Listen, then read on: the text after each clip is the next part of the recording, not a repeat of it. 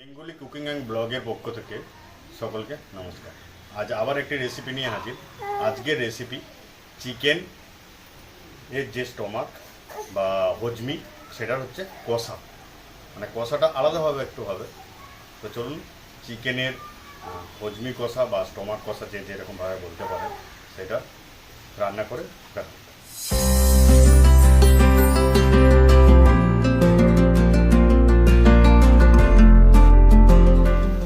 তো চিকেন এর স্টোমাকটা কষার জন্য আমি প্রথমে প্যান নিয়ে নিয়েছি। প্যানের মধ্যে তেল গরম হয়ে গেছে প্রায়।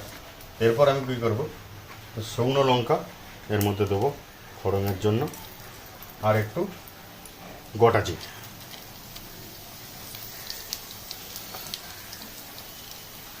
হয়ে গেছে। আর এটার জন্য আমি করে রেখেছিলাম একটা পেঁয়াজ, দুটো মিডিয়াম সাইজের পেঁয়াজকে পেস্ট করে। তো এটাতে পেঁয়াজ কুচির থেকে পেস্টটাই ভালো হবে, কারণ তার জন্য এখানে পেস্ট ইউজ করেছি।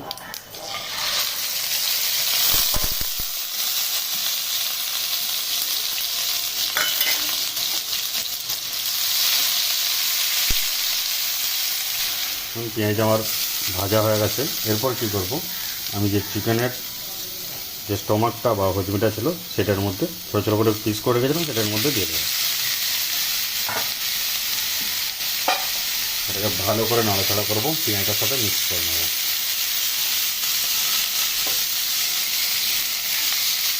এরপর আমি এর মধ্যে দেবো আদা রসুনের পেস্ট, 1 চামচের থেকে সামান্য একটু কম। তারপর দেবো আমি এর মধ্যে ছোটো ছোটো পিস করে টমেটো কুচিয়ে রেখেছিলাম, সেই টমেটো কুচি।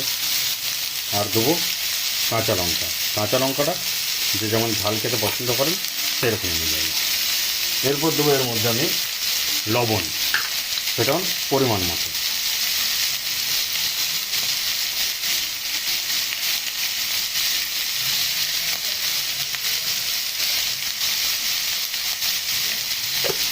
ভালো করে নাড়াচাড়া করে মিক্স করবো। ভালো করে মিক্স করে নিয়েছি সব। এরপর আমি একটু ঢাকা দিয়ে একটু কষবো।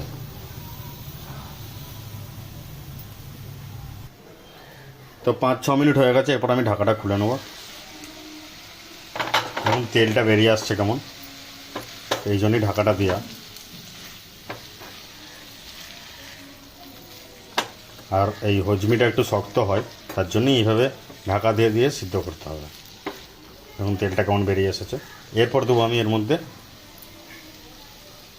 মশলা। তার মধ্যে হলুদ পরিমাণ মতো,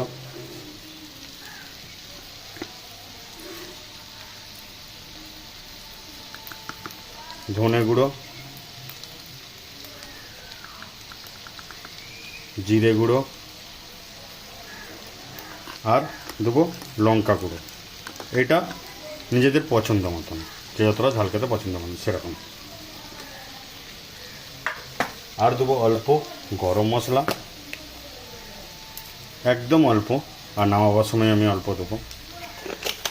আর এখানে দেবো কাশ্মীরি লঙ্কা গুঁড়ো, 1 চামচ কাশ্মীরি লঙ্কা গুঁড়ো। তবে এটাকে ভালো করে মিক্স করে নেব মশলাটাকে।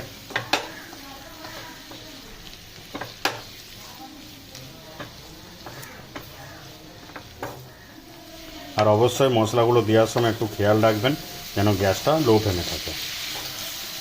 মিক্স হয়ে গেলে আবার গ্যাসটাকে বাড়িয়ে দিতে পারেন।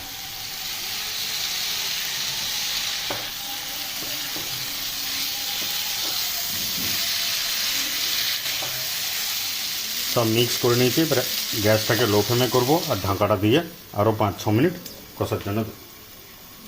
স্টমাক কষাটা মোটামুটি 10 মিনিট কষতে দিয়েছিলাম। এরপর খুলবো ঢাকাটা। ঢাকাটা খুলে দেখুন একদম শুকনো শুকনো হয়ে গেছে। দেখুন তলাটা ধরেও যাচ্ছে হালকা হালকা। এই টাইমে কী করবো, এটা ভালো করে যাতে আরও সিদ্ধ হয় তার মধ্যে জল দেবো। জলটা যে খুব একটা বেশি দেবো সেটাও না, আর খুব একটা যে একদমই কম দেবো সেটাও না। যাতে সিদ্ধটা হয় ঠিকঠাক সেই রকমভাবে পরিমাণ মতো জল দেবো।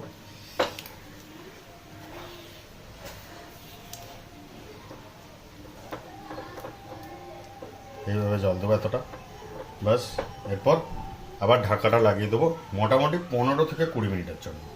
তাহলে এটা ফুল সিদ্ধ হয়ে যাবে এবং জলটা মরে যাবে। তো চলুন 15 থেকে 20 মিনিট পর আবার ফিরে আসছি। মানে 15 থেকে 20 মিনিট কেন বললাম, কারণ 15 থেকে 20 মিনিট হলে একদম নরমভাবে সিদ্ধটা হয়ে যাবে, খেতেও খুব সুন্দর লাগবে।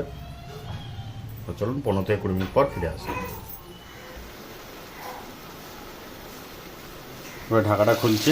15 মিনিট হয়ে গেছে প্রায়। দেখুন জল মরে গেছে।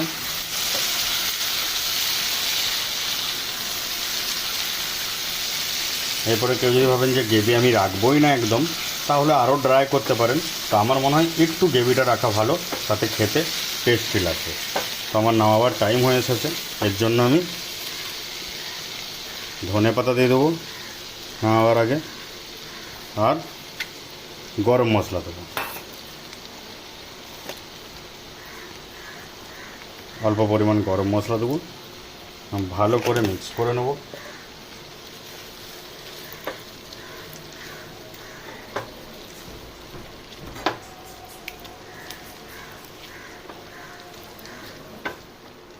ব্যাস, তো চিকেন স্টোমাক কষা বা চিকেন হজমি কষা আমার রেডি পুরোপুরি।